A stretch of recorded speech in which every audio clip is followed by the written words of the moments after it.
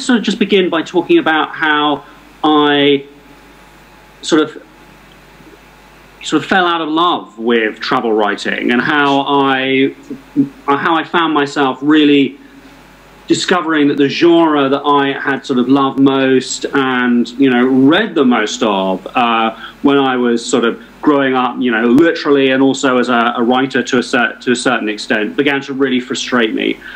You know, I found myself, you know, sort of reading through a lot of that great generation of travel writers, from kind of Colin Fouberon to sort of V.S. Naipaul, Paul Theroux, or sort of Bruce Chatwin. And then slowly it began to dawn on me that this was a genre of writing that was now both impossible and had also kind of run its course. And the first thing that really struck me was that when we kind of dig into, like, where does the genre of the travel writer come from, it's really a kind of a genre of writing that comes straight from the British Empire, and it is a way of writing that evolved out of aristocratic accounts of journeys, beginning with the Grand Tour, and that emerged and sort of fused with modernism and with literary experimentation, really with sort of Robert Byron in the 1920s.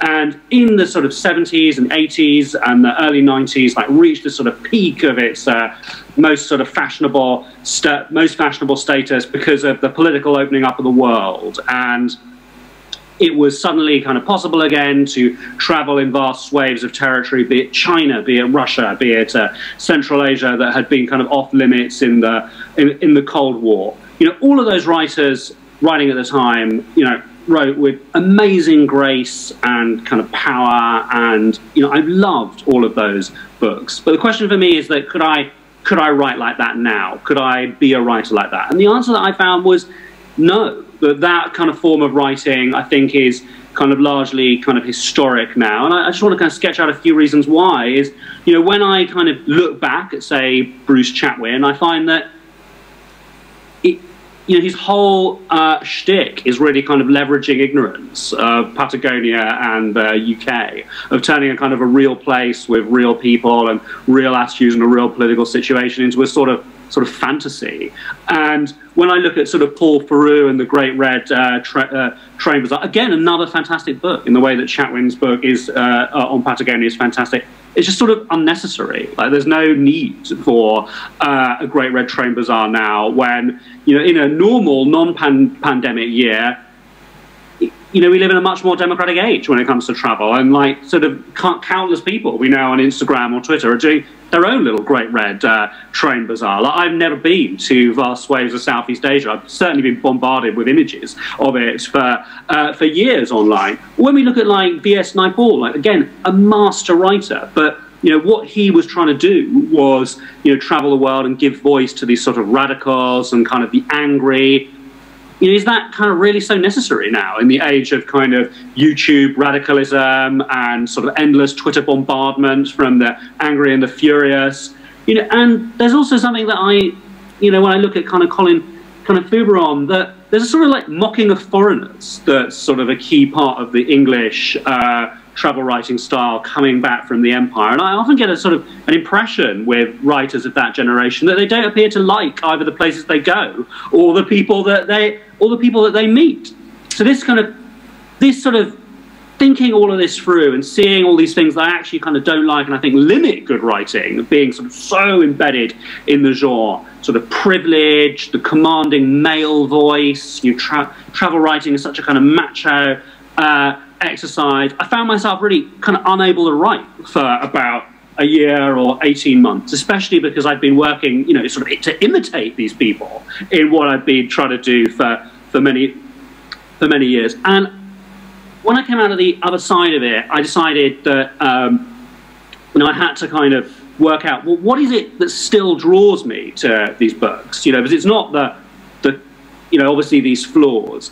And I realized is that, you know, what is still so impressive about this genre, and definitely what I found in both of these two books of my kind of esteemed panelists, which I thought were absolutely fantastic, is, you know, travel writing I think only can really be done today if it really doubles down on two things. One is like the poetic quest, you know, trying to trying to kind of use that frame as a way to explore something in a poetic manner. You know, it's not enough to simply like get the train to Vladivostok anymore and write about how rude the person was in the cabin next door. It's got to be like, you know, a true piano recital in and of itself of kind of soul and memory. Or if it doubles down on the reporting, it doubles down on that journey. It really, really shows you something that hasn't been done before. It's not enough to be the kind of, here, I was a correspondent in country X for 4 years. Here's what the editor didn't let me publish in long form. And you know, when it came to kind of writing my own book, I tried to sort of think very hard for myself, like, where had I been going wrong before? And it kind of struck me that one of the problems with travel writing is that I'd found in my own work, and where my work had been flawed, was that I was kind of confusing the journey with the writing. I wanted to go to this place. The writing was a tool to kind of get me to get me that place. And I had to kind of work out what was the most important. And the most important for me was, you know, where can I do the best reporting? Where is it most important for the reader to actually be walked through something? And where is the place that the reader doesn't really know? And I found that in contemporary Britain, you know, the place that I felt that we knew the least was really our own society, and that global mass travel and the globalization of the elite and the elite's ability to have these, you know, such a kind of international life meant that it had become even more disembedded from London. And so that's where I decided to start, by trying to be a travel writer or a sort of foreign correspondent, in a sense, in the city where I was born. Sure. I was going to say that you mentioned it's impossible, or some of that classical travel writing is based on leveraging ignorance. And I think that's, as you suggest, impossible now. I mean, you could wonder what the inside of the walls of the Taj Mahal look like and throw that up in YouTube, and you could get that for yourself in 15 seconds. You don't need a dispatch to get that. And as opposed to that, you, as you say, looked at, well, if everywhere's already seen, what hasn't been seen? And as you suggest, the things that are right in front of us sometimes go out of focus quite readily. And I thought that was remarkable about your book, and I wonder if you'd just read a passage for us. I just wanted to kind of like just dwell a little bit. I just wanted to sort of dwell a little bit more on the problems of sort of travel writing sort of first. Sure. And you know, one of the things that kind of really struck me as about the impossibility of it is, you know, take a book, you know, like V.S. Naipaul's Journeys through India. These are incredible books, but if they were written now, they would be a non-stop Twitter scandal of every single person he meets and lampoons and like sort of draws this grand and important judgment on, leaping out of Twitter, say, I didn't say that, I didn't do that. And, you know, that's part of democratization. Like, you've got to, and, you know, one of the, you know, travel writing, I think, was so attractive in the 1980s and in the early 1990s, because it was the last place where you could sort of speak in his master's voice, where you could sort of pass judgment on towns and nations. So I think that the travel writing that